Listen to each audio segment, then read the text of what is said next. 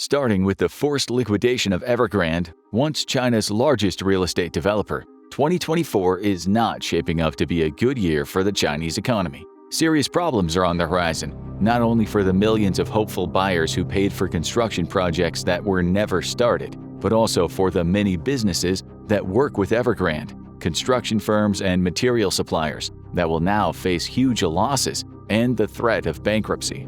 But perhaps the biggest hit will be felt by China's broader financial system, its many banks and creditors that will ultimately be forced to reduce lending and increase interest rates, resulting in a credit crunch that will make it a nightmare for companies to borrow money. When Evergrande Real Estate eventually died after defaulting and losing 99% of its value over the past 3 years, it owned more than 1,300 separate projects in more than 280 cities across China. The Evergrande Group, on the other hand, owns a range of businesses, from wealth management companies to electric car manufacturers to food and drink makers. It once even owned a controlling stake in one of China's biggest football teams, Guangzhou FC. Some experts believe that the collapse of this giant, even if the government steps in to bail them out, is a sign that China could be following a similar path as Japan in the 1980s, just before it slipped into decades of economic hardship. After years of financial strain, Country Garden, another major player in the real estate industry, also appears to be on the brink of liquidation, perhaps only months behind Evergrande. But they aren't the only ones, with numerous other developers also in default and more than $100 billion in debt payments going unpaid. The lingering question seems to be, how will the implosion of China's real estate sector impact the country's broader financial system? However this plays out, it certainly doesn't look like China's many struggling real estate developers will be getting much help from the government. In fact, according to Nihong, China's Ministry of Housing and Urban-Rural Development, companies that have lost their ability to operate should restructure or go bankrupt, while any company that harms the public like Evergrande can expect to be punished. In fact, Beijing has already shown it would rather step in and restructure these failing companies than bail them out. According to a Chinese state media report, the government's planning to merge 3 of the country's biggest debt managers into a sovereign wealth fund and call it China Investment Corp. The trouble for companies like Evergrande, which is some $300 billion in the red, really started after Beijing cracked down on the common practice of using debt to finance growth, hoping to put a stop to blind, reckless expansion. When it came time for some of China's largest real estate developers to pay their bills, however, many didn't have the cash and had to default. And when Chinese homebuyers realized they'd been giving money every month to companies that didn't have any of their own, they started to panic. In China, nearly 3/4 of household wealth is tied to property, which means the life savings of millions of Chinese citizens could be about to disappear. Many homebuyers have simply stopped making mortgage payments to protest construction delays for their unbuilt apartments. If this trend continues and more prospective buyers refuse to pay their mortgages, demand will continue to fall, dragging prices down in a vicious cycle. Property sales in China's residential and commercial sectors grew steadily for the past 2 decades, until 2023, when they slowly began to drop.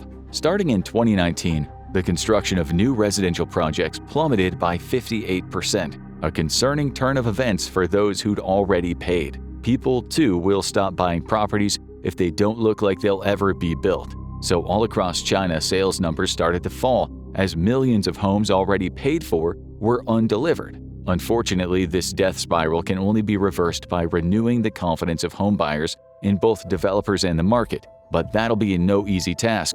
Experts don't foresee any meaningful recovery of the real estate market coming in 2024. And this slump in the property sector has already begun to drag down China's economy, leading to widespread layoffs, financial insecurity for millions, and increased criticism of the Chinese Communist Party. Before this current crisis, however, before China slammed its doors to the wider world during the COVID-19 pandemic, and long before China ever saw an upward surge in nearly every economic and quality of life metric, it had to survive a very different sort of housing crisis. Entering the 1980s, not only was urban China seriously overcrowded, but it was also dingy, dangerous, and anti-modern. By 1985, 90% of urban households lacked piped gas, 70% lacked private toilets, and nearly 40% relied on shared kitchens and water taps. Due to rapid demographic change, corruption, and widespread poverty, China had a serious housing problem. And yet the government had no real incentive to build, given that throughout the 1980s,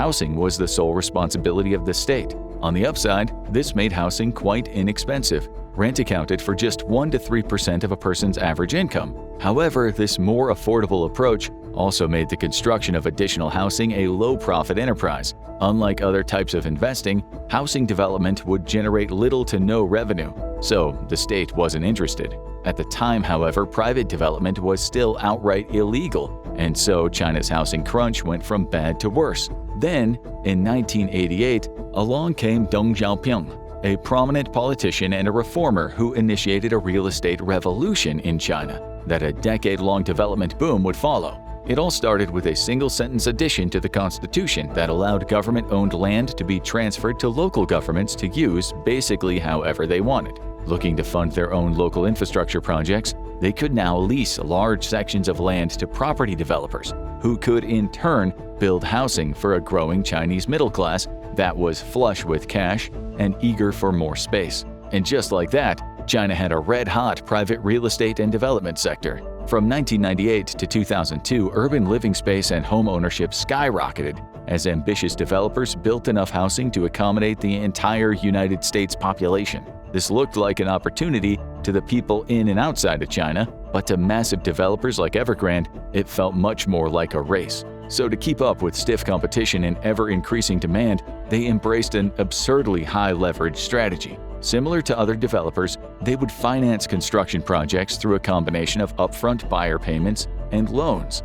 But it was their willingness to accept huge amounts of risk that got them in trouble. For one, they didn't bother to maintain cash reserves big enough to cover their debts, let's say if sales dropped off. Nor did they wait to confirm a project would even be profitable before borrowing the money to start the next one. Instead, they focused only on construction speed, completely ignoring their insane amount of debt accumulation. But why would they, when their risky business model was consistently rewarded as new building projects continued to sell out before they could even be started? The rapid growth period also provided a rare opportunity for the Chinese public, who could now invest their money in an asset with a proven track record. It also provided a significant source of income for local governments, allowing them to improve local infrastructure and better fund social services. Perhaps most importantly, though, it created millions of jobs. But even as housing in China quickly became one of the cornerstones of its now formidable economy, all of this building still failed to fulfill its primary purpose. It failed to actually provide people with housing, mainly because when the dust settled, the property prices in China's major cities were outrageous, comparable to those in Los Angeles, Paris, or London, but in an economy where the average person earned about a quarter as much. As vacancy rates climbed, yet rapid construction continued, it became clear that the current market was inflated, propped up mostly by the belief that prices would continue to rise indefinitely. In other words, the housing market had become a bubble. By this time, Evergrande had millions of unfinished apartments that had already been sold. But to finish them, to pay the builders, laborers, and suppliers, they would need to borrow more money. Due to Beijing's new restrictions, however, they couldn't take on any more debt. Their cash reserves dwindled, and they found themselves unable to reverse course by starting new projects. Even if they could have, though, the market had changed. Due to drawn-out COVID restrictions, the Chinese economy was barely back on its feet. At that same time, vast numbers of migrant workers who'd been struggling to find work and affordable housing in the cities headed back to their rural homelands. The housing boom was over, and China's economic situation was about to get very precarious. Since 1978, when China opened itself up to the global market, its annual GDP has grown at an average rate of 9%. However, driven down by decreased retail spending and the disastrous real estate problem, its GDP growth recently plunged to a repeated quarterly increase of just 0.8%. Year after year, exports to China's three largest trading partners, the Association of Southeast Asian Nations, the EU, and the US, have also continued to decline. On the other hand, a sanction-burdened Russia has seen an increase of over 50%, but this still hasn't been nearly enough to counterbalance the overall downward trend. Last year, the Chinese yuan briefly fell to a 16-year low against the US dollar, while the stock market has lost approximately $6 trillion in value over the last year and a half. But even if Beijing has taken steps to put a floor under the market, mainly by pushing state-controlled funds to buy stocks, restricting short selling, and talking up the market, this has scared the heck out of many foreign investors after making big bets on China a year ago. in expectation of a post-COVID economic boom. An estimated 90% of last year's most confident investors have pulled out, many feeling the sting of repeated defaults by China's biggest property companies. The ongoing tension between the US and China, sparked mostly by Taiwan, has also led some foreign investors to tread carefully in Chinese markets. And it certainly doesn't look good when the regulators in Washington declare Chinese companies, mostly technology companies and state-owned firms, off-limits to US investors, ultimately forcing them to delist from American exchanges. China originally opened its markets to foreigners to attract stable long-term institutional investment, and some fund managers will probably return if the economy and the market start showing signs of life. However, a meaningful recovery at this point will require a forceful response to the property crisis and a sustained effort to stimulate the economy. In troubling times like these, wary foreign investors always have the option to jump ship. But what about the hundreds of millions of Chinese citizens who have no choice but to face the crisis head-on? Over the past few years, China has seen a huge increase in unemployment, especially among the country's youth, so huge that in June 2023, the government stopped publicly reporting the numbers after the rates continued to reach record highs of more than 21%, and as high as 40% in rural regions, and even as high as 50% when part-time work and underemployment were factored in. Also, because so many new college graduates are entering the labor market, approximately 12 million in 2024, there simply aren't enough jobs to go around.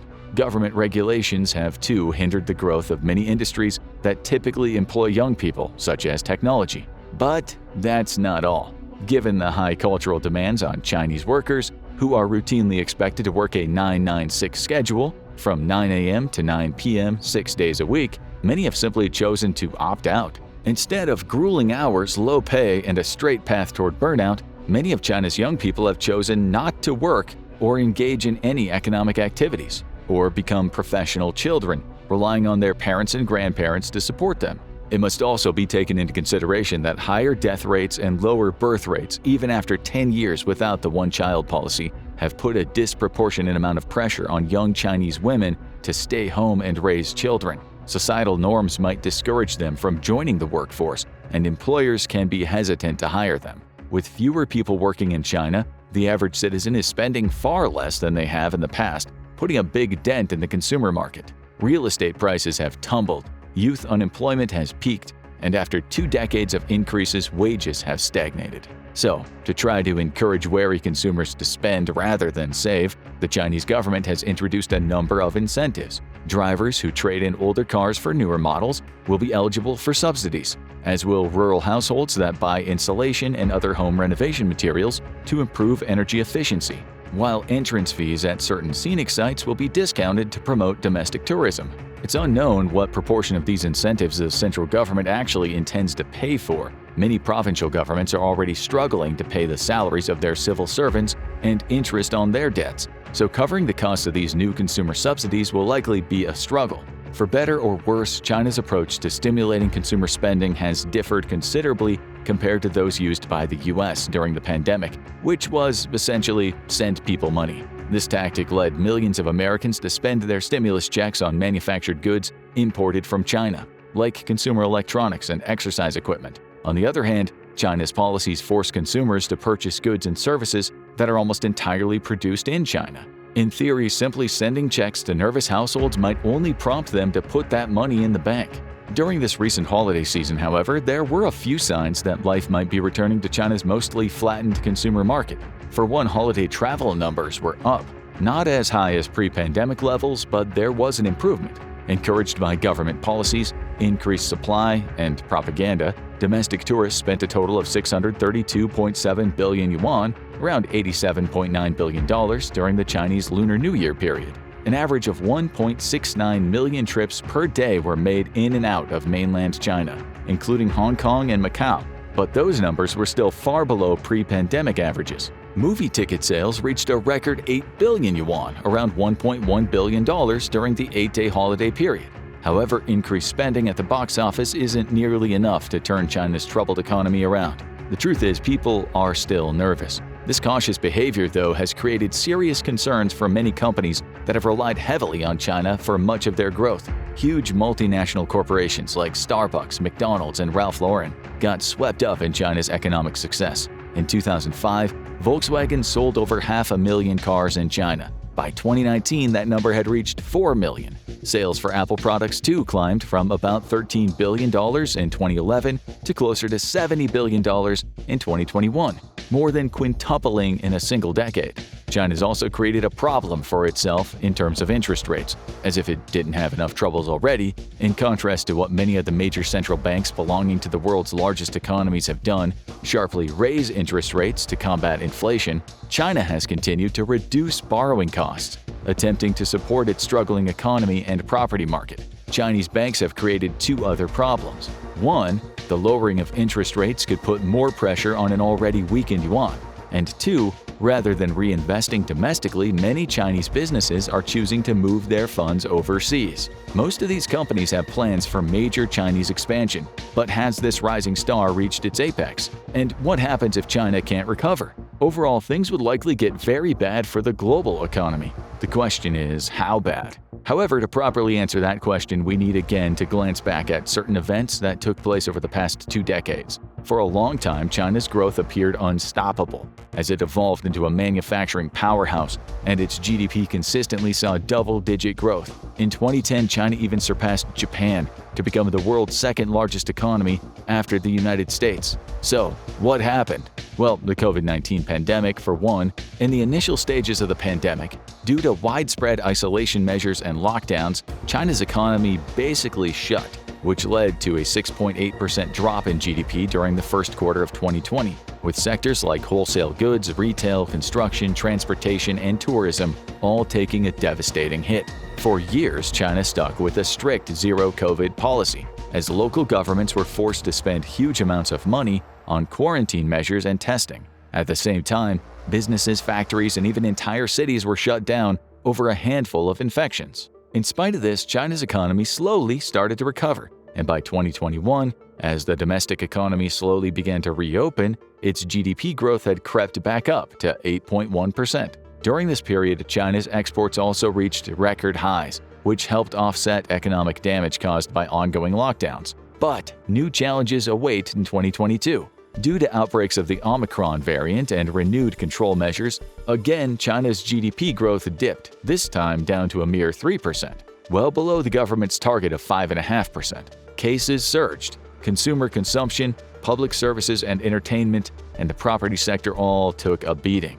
Uncertainty surrounding COVID-19 prompted many Chinese citizens to bulk up their savings instead of putting money back into the economy. And in terms of foreign investment, a number of businesses started to rapidly pull their money out of China. Falling interest rates and continued disputes with the U.S. have only added to the concerns of many companies and investors. After a string of pandemic-related supply chain issues, even Apple started to shift some of its production needs elsewhere. In 2023, some 12 to 14% of Apple's global iPhone shipments came from India, and they're expected to increase that to 20 to 25% in 2024. This might be bad news for China, but not for India, which is slowly becoming a key market for Apple, after opening its first 2 official retail stores in 2023. Over the past 20 years, China has also forged deep economic ties with several countries in sub-Saharan Africa, making it the region's largest single trading partner. For example, China buys 1/5 of the region's exports, mostly metals, minerals, and fuel,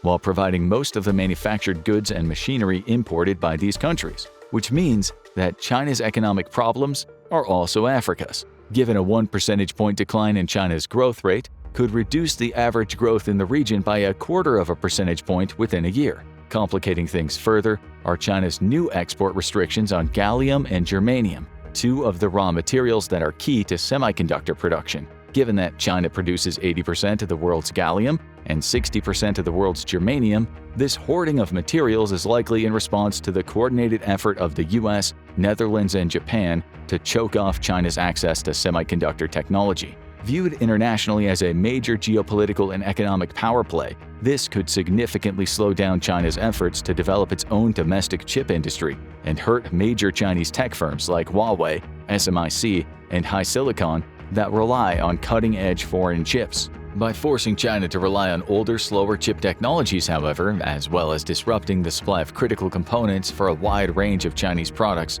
from smartphones to military equipment, this might also hurt those nations who rely on Chinese-made technology in return. For example, Beijing has placed restrictions on firms linked to the American military, such as the aerospace company Lockheed Martin. The long-term impact of these bans will likely hinge on China's ability to achieve self-reliance in semiconductor production, as it takes steps to enhance its domestic chip capabilities. However, even as many Western governments move to become less reliant on China for both raw materials and finished products, diversifying supply chains and building up the capability to mine and process the materials essential for chip production could take years. But even if this tug-of-war for resources creates an economic opportunity for mineral-rich countries such as Australia and Canada, experts warn that weaponizing resources this way could come with negative consequences in terms of the environment, as important advancements in new green technologies also rely on these same materials, making this not a national problem but a problem for the whole human race. The general public doesn't care about the availability of gallium and germanium, but most people do care about how much a new car will cost or how expensive it'll be to switch to solar. I've made clear with President Xi that we seek competition, not conflict, President Biden said in his 2023 State of the Union speech, responding to increased hostilities between the world's two largest economies, which together account for roughly 40% of the global GDP. Starting with a series of tariffs imposed by former President Donald Trump, followed by the Biden administration's restrictions on access to chip technology, combined with tension surrounding Taiwan, there's been a near-total collapse of trust between the U.S. and China, which has led not only to a reduction of direct investment by U.S. businesses, but also the real threat of war if China ends up trying to invade Taiwan. It's no secret that China has never accepted Taiwan as an independent country, but while the communist China of the past believed it could simply wait for Taiwan to be drawn back in by the mainland's massive economy and 1.4 billion strong population, that no longer seems to be a realistic option. Over the years, Taiwan, a small island of just 24 million people, 160 kilometers off the coast of southern China, has developed into a sturdy democracy with a political culture that starkly contrasts China's current autocratic system. While it doesn't exactly fit the traditional model of a dictatorship, where power is concentrated in the hands of a single individual, the Communist Party of China maintains tight control over the government, military, media, and civil society, which has made the Taiwanese even more determined to not reunify. With that said, if an increasingly impatient Beijing was somehow able to reel Taiwan back in without using violence, corruption, or coercion, the leadership in Washington would simply have to accept that. But anything else would likely lead to a war. At times, the possibility of a Chinese invasion of Taiwan looks inevitable, with conflict kicking off sometime in 2025 or 2027. Other military analysts, however, have argued that the likelihood of war remains quite low. Still others say that if China were to attack Taiwan, much of the blame could be placed on the deteriorating relationship between Beijing and Washington.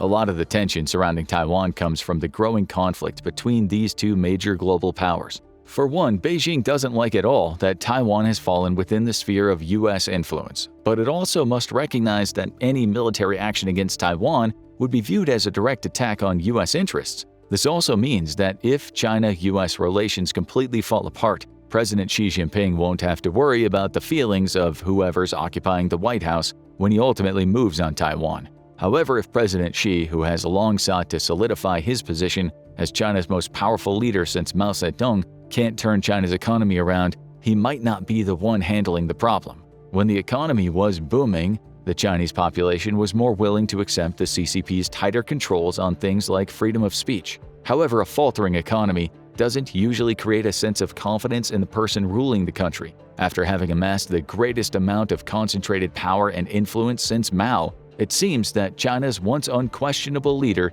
is losing his infallible image. At the moment, President Xi's problems are many: troubled relations with neighbors, a sinking economy, fierce competition with the U.S., increasingly frustrated citizens, a military that's not nearly as capable as it seems, rampant corruption at the highest levels of the CCP, and an independent Taiwan that refuses to bend the knee. Right now, though, President Xi's having a tough time keeping his carefully chosen allies on his side. He's worked hard to rid himself of opponents from the Communist Youth League and the Shanghai Gang, but lately he's been finding more enemies within his own camp. He seems committed to purging disloyal or questionable officials, even those previously of his emerging Xi Jinping faction. Then there was the mysterious death of the former premier Li Keqiang. a longtime rival of Xi Jinping who had a sudden heart attack in a swimming pool. It's these actions and untimely coincidences that make it unlikely that President Xi will lose his status as ruler for life anytime soon. But the unwavering loyalty that he demands from his top subordinates,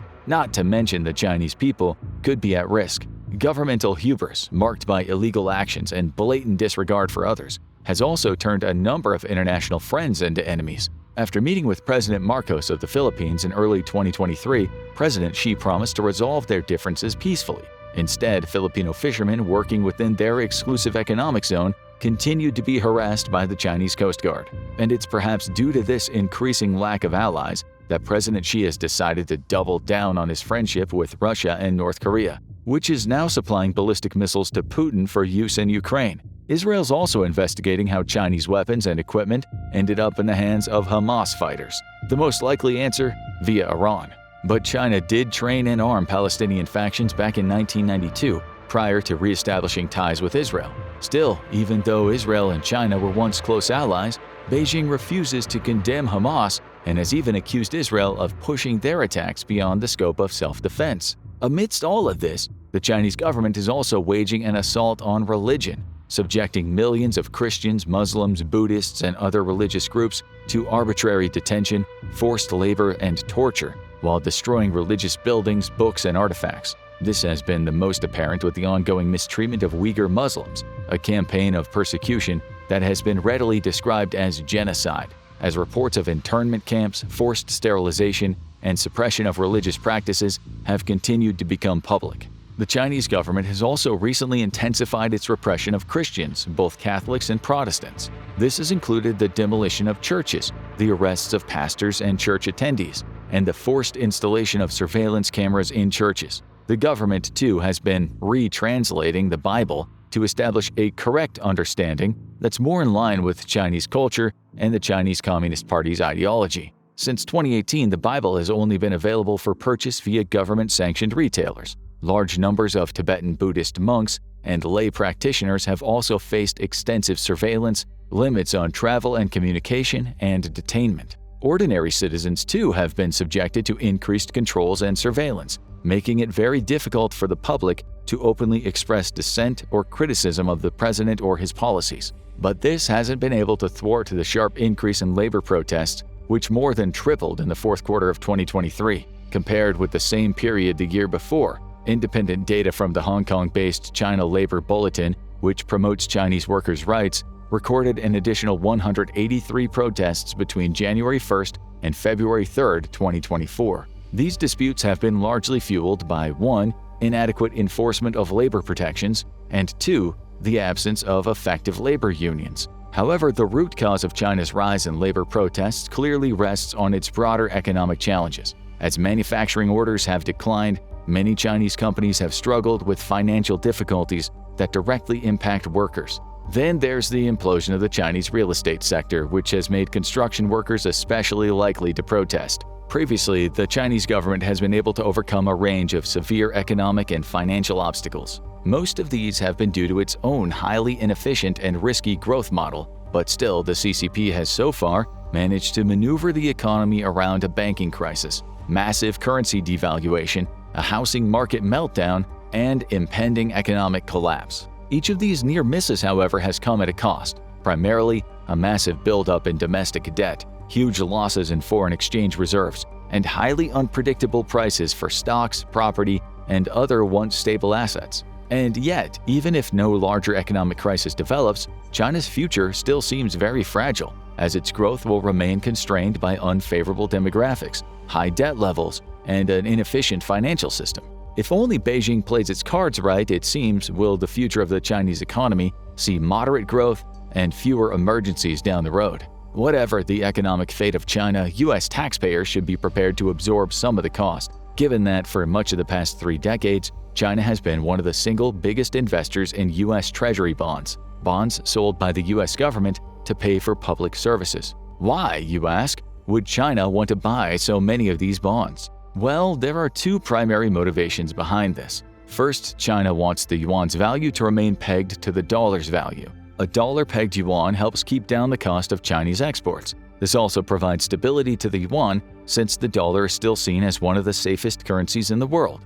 This is the second reason for buying up U.S. Treasury bonds. They're essentially redeemable in dollars. Because China owns so much U.S. debt, nearly $860 billion worth, it's been politically popular to say that China owns the United States. But the reality of the situation is less dramatic. Hypothetically, if China did call in all of its treasury holdings at once, which is not actually possible, the US dollar would go down, while the yuan would likely go up, with the biggest consequence being that Chinese consumer goods would become more costly for US buyers. Deterring Americans from buying their products, though, won't do China any favors. All the issues previously discussed, plus the ongoing artificial suppression of the yuan, have created a more frugal middle class, which means Chinese companies need to keep exports up if they want to keep their businesses running. But what do you think? Will the housing crisis in China lead to the collapse of its broader economy? How will the US and other Western nations be affected? At this moment, can China even afford to go to war with Taiwan?